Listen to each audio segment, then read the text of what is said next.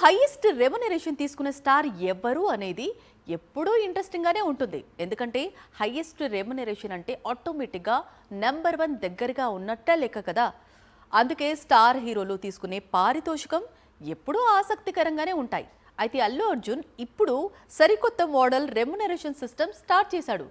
Cinema రిలీజ్కు ముందు రూపాయి కూడా తీసుకోవడం లేదు. సినిమాకు 100 కోట్లు, 200 కోట్లు, 300 కోట్లు ఇలా పారితోషికాలు ఫిక్స్ చేసుకునే రోజులు పోయాయి అంటున్నాడు అల్లు అర్జున్.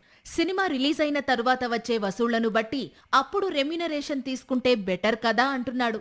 అనడమేంటి, పుష్ప 2 కోసం ఇలాంటి మోడల్ ను అప్లై చేశాడట ఐకాన్ స్టార్.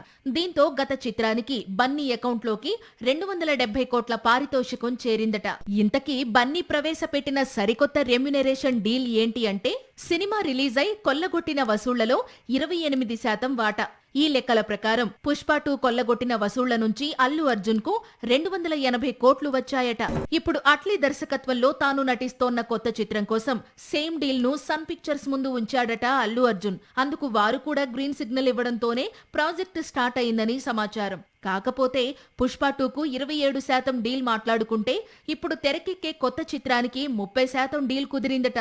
సినిమా విడుదలైన తర్వాత అట్లీ చిత్రం కూడా పుష్ప 2 రేంజ్ లో పాన్ ఇండియాను షేక్ చేస్తే అల్లు అర్జున్ 300 కోట్లకు పైగానే పారితోషికం అందుకోవడం ఖాయం.